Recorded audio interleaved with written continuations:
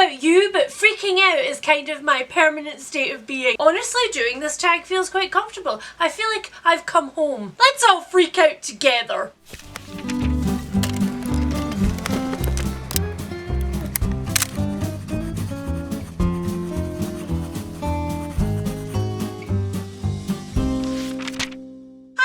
It's Leanne and welcome to another video. Today we are going to repeat an annual tradition and I am going to answer the questions from the mid-year freakout tag. There's nothing like a group of bookish obsessed people both flexing and panicking about their stats at the same time. In fact, it's kind of the only tag that I ever participate in on my channel anymore. Because when I'm answering questions, it's usually incredibly pointed ones that you've asked me during Q&As. Honestly, the amount of times the question, how many books do you own, comes up scares the crap out of me. I'm not counting that shit. Let's just say enough to make a comfortable raft to swim away from my responsibilities on. But before we get into these slightly less pointed questions this time around, I would first like to take a moment to thank today's sponsor, GlassesUSA.com. Yes, you may notice that I am sporting some new specs. By cutting out the middleman, GlassesUSA.com offer over 10,000 prescription glasses and sunglasses. That includes in-house brands like Muse and Amelia E, which I may or may not be wearing right now, and designer brands like Ray-Ban, Oakley, Gucci and more at up to 70% off retail price. The amazing thing about GlassesUSA.com is that they have an online quiz which is tailored specifically to help you find the shape of glasses that you need and all of the functionality that you're looking for. And yeah, I hear you, it can be super nerve-wracking buying anything that's going to live on your face for the next couple of years online, but that's the other thing that I love about GlassesUSA.com. If you purchase a pair of glasses and there is anything wrong with them, they do not suit you, you have ordered the wrong size, you've ordered the wrong lenses, you are completely fine because they have both free shipping and returns and a 14-day money back guarantee. Which brings me to what I really need and one of the biggest selling points for me about GlassesUSA.com. I work at a screen 24/7, whether it's my laptop editing videos, my phone making reels or my iPad illustrating bookish things for you guys, and my eyes take such a beating. I get so many headaches. So if you, like me, spend all of your time at a screen, then the people at GlassesUSA.com have you covered because they offer a huge variety of blue light blocking lenses. This is advanced technology that helps to filter out the blue light that your screens emit, and it helps to really cut down the strain on your eyes and your poorly little brains. If you are in the market for some new glasses, then GlassesUSA.com's try-on service on their website is also mwah. I long ago worked out that the two shapes that work for me is either a cat eye shape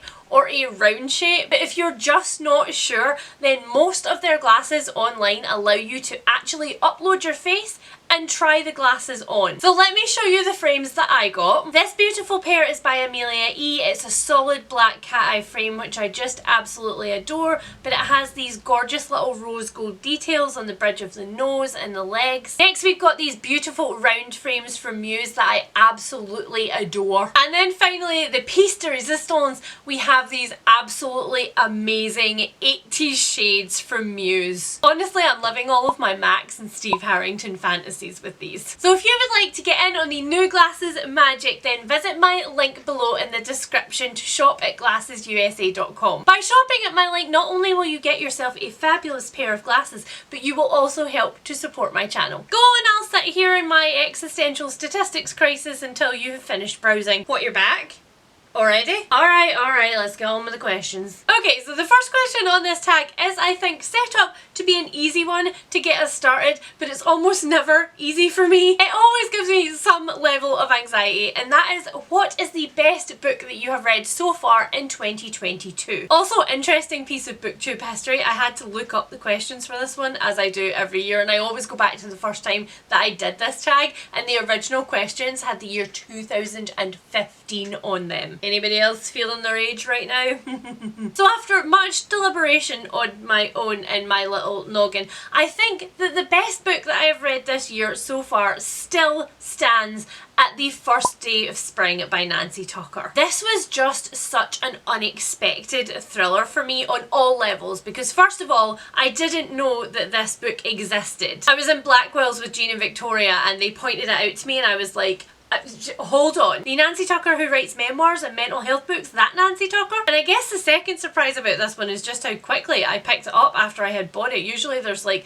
a 3-month waiting list in my library, meaning this library is a 3-month waiting list for me to get to books, even the ones I'm the most excited about. But the thing I think that surprised me the most about this book is that not only does it deliver the like creepy child thriller thing that I really love, where it is an adult take on a child's internal narrative and we just know that there's something not right that almost has like a foot in horror. Not only did it deliver all of that, but it also delivered such sharp social commentary about poverty and child neglect and the child welfare system in the UK, which Nancy now works in. It was a masterpiece, and it was a masterclass on how to have a truly unlikable and disturbing protagonist and still make the audience root for them. So yeah, I think that one definitely qualifies as the best book that I have read so far. Next up, we have got the best sequel that you've read so far in 2022, and this is a bit of a weird one for me because I've only actually read one true direct sequel this year, which is almost unheard of by this point. I have read what I would consider to be like companions or continuations of universes, and I am rereading the second trilogy in the Realm of the Elderlings series by Robin Hobb, and that's kind of a sequel, but the only true actual sequel that I have read this year is the Vanishing Stair by Maureen Johnson, which is the second in the truly Devious series. And to be fair, I think there is a good chance that it would have got the best sequel accolade anyway. I have read the first 3 books in the truly Devious series, and I have the 4th book sitting on my shelf that I have just not got to, and now Maureen Johnson is bringing out a 5th one, and so I was like, it's time for me to get back on that bandwagon, and it's been long enough that I need to return to the world of Stevie Bell, and so that's what I did. I would say that this series is perfect for you if you are a true crime addict, if you like a twisty mystery, if you like old houses that have like secret passageways and like trick locks and things like that included in them, if you like crime podcasts or forensic shows or Agatha Christie vibes or sarcastic teenagers, you will find all of them in this series, and the vibes are immaculate. The third question is new release that you haven't read yet but want to, and I am going to go with The Family Remains by Lisa Jewell. This one is out very, very soon, and controversially for me, I have not asked for an arc of it. Usually I would be in like Flynn, begging the publicist, be like, please, please put me out of my misery.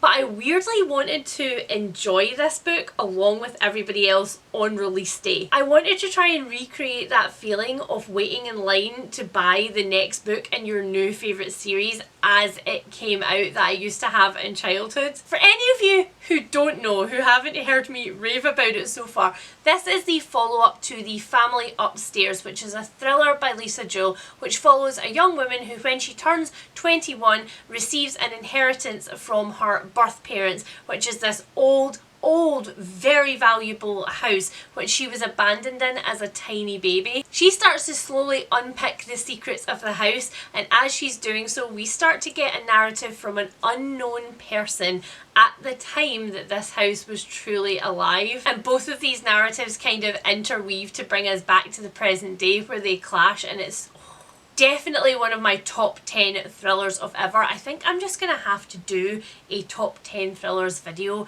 at some point. So yes, this one and its release day joy is my answer. Next up for number 4, we have got what is your most anticipated release for the second half of the year, and it is absolutely 100% without any hesitation What Moves the Dead by T. Kingfisher. I am a T. Kingfisher devotee at this point. It does not matter what she writes, I will be reading it. But it does help that this one is a gothic retelling of The Fall of the House of Usher by Edgar Allan Poe. Sorry, periodically I just find myself making little desperation noises when thinking about this book. Also, is it me, Or has T. Kingfisher somehow landed herself the most aesthetically pleasing horror covers that you have ever seen? I just not think it is me. Next up, we've got a salty favourite, and that is, what is your biggest disappointment of the year? I will let you into a worrying statistic, my dudes. As of right now, as of halfway through 2022, I have had as many DNFs as I have had 5 or 4 stars. That's a freaking lot. That's a lot. And I'm not okay with it, and I'm in a place where I'm kind of questioning if I know my own reading tastes anymore, or if the publishing industry is just lulling me into a sense of false security with blurbs that do not actually reflect the book. And to be fair, that's kind of exactly what my most disappointing book from this year is. It was a blurb that just didn't deliver on its premise, and it is Nothing But Blackened Teeth by Cassandra Naw. Now, I know that I am not the only one to have presented varying concerns about this book. There are some truly salty reviews to be had both on BookTube and Goodreads for this one, and I would be a liar if I said that I hadn't enjoyed all of them that I have found so far. This one is a tiny horror novella, and it was supposed to be essentially a haunted house with a creepy bride take, and it was none of those things. It was instead a group of very annoying characters who didn't like each other and who spent the entire time bickering in ways that I just found completely unrealistic, with just a little smattering of there's something wrong with this building, but I said it in my original review in my tops and bottoms for this one, but I feel like this entire book was like telling me one long protracted joke, except it was a joke that I wasn't in on. It was a very weird feeling. It was like a very intentional othering of the reader by the author. Like you were supposed to be outside of the story, like you weren't meant to get the joke. And I mean, if that's what they were going for, then they succeeded, because I did not. I did not get it. I regretted picking this one up, and I especially regretted picking this one up in the hardback novella form because it was so expensive for so little payoff. Next up, we have got the biggest surprise of 2022.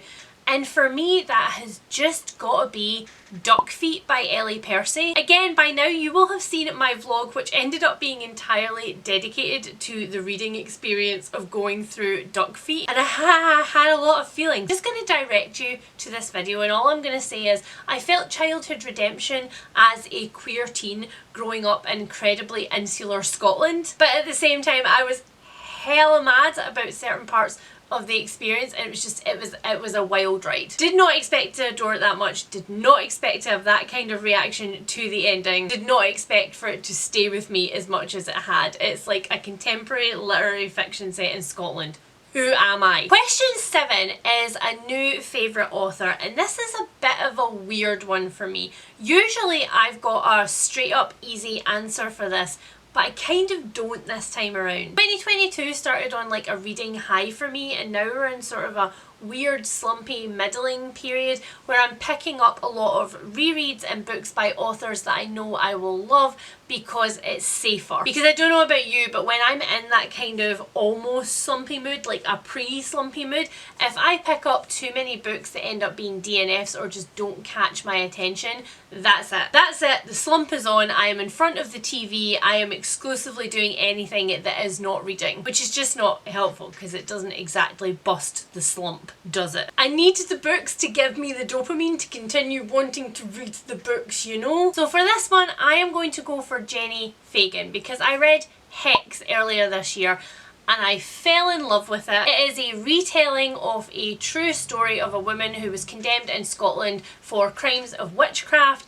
and it is a present day witch communing with her spirit through the ether and the years. It's such a clever sharing of their experiences, and the writing was beautiful. This is how you do a novella properly. This is how you like pull somebody in and hold them by the throat through the entire thing. So like you're crashing to a conclusion and you have only fear about getting there. Now when I picked up Hex, I did say I would have to pick up more things by Jenni Fagan because the writing was so amazing, but I hadn't actually connected Jenni Fagan with a novel that was already on my shelves called Luck and Booth. So I do have Luck and Booth on my shelves, and during that shopping trip with Amy actually I picked up the Panopticon. Then I actually picked up Panopticon for that try a chapter tag and I definitely still enjoyed it, but it wasn't quite the same vibe, and that has me a little bit concerned, especially as when Victoria was visiting she had brought Luck and Booth with her as one of the books she wanted to read because it's set in Edinburgh and we were doing all the Edinburgh things, and she DNF'd it while she was here. So that is a really like big variety of different opinions about different books by Jenni Fagan in the one place.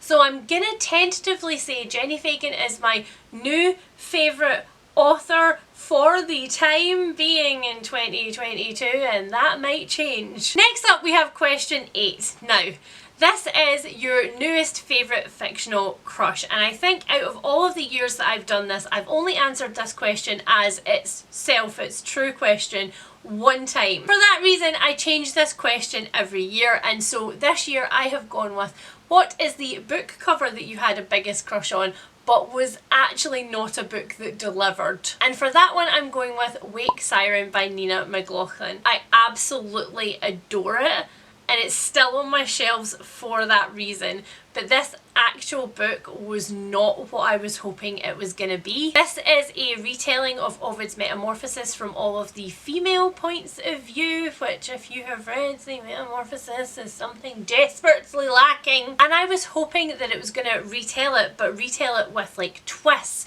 or new innovations, and it didn't. Don't get me wrong, some of the writing and the formats of these stories was really innovative and genuinely very cool, but overall the entire feel of the thing was just like, meh. I read it, it was fine, but it wasn't my favourite, and it isn't one that I would actually recommend, despite the fact that this cover is absolutely dreamy. Next up is a book that made you cry, and usually I'm fine for this. I can come up with a couple of fiction titles which have maybe not necessarily made me completely sob, but have definitely brought tears to my eyes or given me that huge surge of emotion. But this time the title that I'm picking for this one is actually a non-fiction title, and it is On Being Ill, and if I'm perfectly honest, I don't yet think that I'm in a place to discuss it. I'll definitely talk about this one in my next tops and bottoms wrap up because it's a bit of a strange one for where it sits on that scale. This book very definitely made me cry, and it's because it hit about 52 triggers that I didn't know that I had, and it very neatly summed up what I regularly go through as somebody who experiences chronic illnesses which are not actually visible. So yeah, this one is definitely the book that made me cry, but it was for about 72 different reasons, and we're gonna have to get into them later because the old brain box is just not ready to talk about all of them yet. Next up we have got a book that makes you happy, and for this I have picked a Spindle Splintered by Alix E. Harrow. Essentially this is a queer teenage retelling of Briar Rose or Sleeping Beauty, whichever name you prefer for that story. It is portal fantasy and it is dysfunctional families. It has sarcastic teens who are very much there for each other but are also struggling to be there for each other because they are teens. And of course it's written by Alix E. Harrow, who is an absolute wordsmith. I didn't know how her style was going to translate from like long form novels down into a novella, but it turned out she did fine. She did totally fine. I needn't have worried. She transported me into whimsy with an edge of dark, nasty, how did we end up here? That's exactly the place that I like to go with Alix E. Harrow. I will say, however, before you jump into this one, that although it gave me a lot of joy, the entire plot does need a massive trigger warning because it does actually hinge on terminal illness, so be cautious with your hearts going into this one. Next up is the only question which I genuinely hate on this tag and I skip every year unless something very specific has reared its head at some point, and that is the best book to movie or TV adaptation that you have seen this year. And quite honestly, I very rarely deliberately pick up anything that is an adaptation of a book that I have loved, because I'm almost always disappointed in it, and I think that is universally the experience. And sure, this year I could of course cop out and be like, well, Heartstopper, because I think Heartstopper is going to be a lot of people's answers to this. But instead of skipping it or going with a predictable answer, I'm actually going to say the film Cyrano, because Peter Dinklage, y'all. Peter Dinklage could quite honestly just read the phone book and I would be entirely content with it. He is a thirst trap of a man if ever I saw one. And quite honestly, even if he just walked on screen and walked back off, this would still have been one of my favourite movies from this year. But it is actually a masterpiece. It's a masterpiece, and if you haven't seen it, you need to. I do not feel like there was enough buzz for this at all, and it's an adaptation of a play, so there you go. The next question is the favourite review that you have written this year, or for BookTube, of course, the favourite video that you have filmed this year. This is a tricky one, because what I actually want to say is a video which you haven't seen yet, and that is my Stranger Things reading vlog, wherein I do cosplay as characters and read books that I think they would like, and also do lots of things featured in Stranger Things. Lots and lots of things. But you don't have access to those shenanigans quite yet. So instead, what I will say is the vlog wherein I ended up just talking about duck feet, because it has Victoria's entire visit in it. It's so nice to look back on those moments of hilarity that we had while we were all out together. And it also had a bunch of really cozy home stuff in it. One of my favourite things about vlogs is just seeing people's spaces outside of their little filming rectangle, and you got to see a lot of the different spaces in my house in that when I was repotting plants and building new bookcases, and I was on the floor in my library for some of it. There was lots of cat content. It was just a really nice wholesome vlog. I just really enjoyed filming it. So I'm gonna go with that one, partially because Duck Feet was an absolute slammer, but partially because the rest of it just gave me the feels. Next up, we've got the most beautiful book that you've bought so far this year, and I'm kind of torn for this one because I really wanted to go with Stoneblind by Natalie Haynes, except I haven't bought this one. It's a proof, and this is only the proof of what this book will look like, and it's all gold foil. It's beautiful. It's a very aesthetically pleasing book, but I haven't technically bought it, so it doesn't technically fit the brief. So I think I'm gonna go with one that's maybe a bit of a controversial choice, because I have bought very many gorgeous foiled books this year, books with deckled edges, books with like stunning French fold out flaps and end papers and things. I've got a lot of them this year. I've been very lucky. However, the one that keeps popping back into my mind is Ordinary Monsters by J.M. Miro. This one is very subtle compared to some of the books that I have, but it's possibly the most beautiful to me. I love the colours, I love the composition, I love how stripped back it is, and yet how spooky it is. And this one was a blind buy for me. I didn't get any press about this one before it came out. I didn't know that it existed, and when I walked into the bookshop and saw this on the table, I went straight to it. So it was definitely a very effective marketing tool. And then finally, the most dreaded question is, what books do you absolutely need to read before the end of the year? This one scares the crap out of me every year, because I do actually refer back to this video when I do it, and I do end up usually going, oh well, you only got to half of the ones that you said you really needed to get to, didn't you, Leanne? So off the top of my head, I want to read Nettle and Bone by T. Kingfisher, because that is the most recent T. Kingfisher that I have on my shelves, and I haven't checked it out yet. I also want to really dig into my 5-star predictions list this year, which does actually include Ordinary Monsters, but it also includes a whole host of things from other genres. There's some thrillers on there, there's some horror.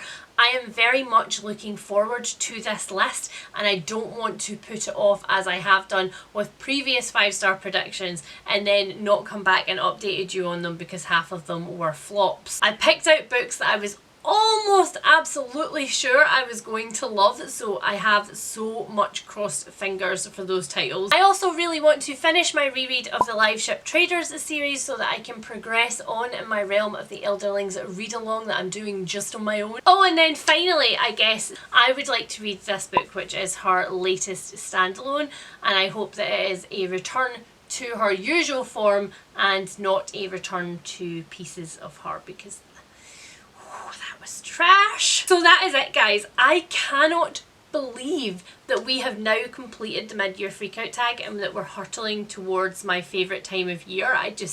I'm not sure how it has happened, but here we find ourselves. I hope you have enjoyed the fact that I have picked apart my bookish experience so far this year for your pleasure, including looking at my Goodreads and discovering that I am 7 books behind schedule as we speak, because I'm in the middle of so many books. I'm in the middle of so many books. When I finish them, it's going to be so satisfying because it's just going to be like bum, bum, bum, bum, bum, bum. But right now it gives me the fear, the deep abiding fear. So please guys, tell me below in the comments what your best and worst books were from this year, because let's be honest, those are our favourite questions on this tag every time. If you've got this far in the video, also leave me the sunglasses emoji down below with your comment. And don't forget, you can go shopping for your next pair of cool 80s sunglasses with glassesusa.com by following my link down below. And I will speak to you guys very soon. Bye!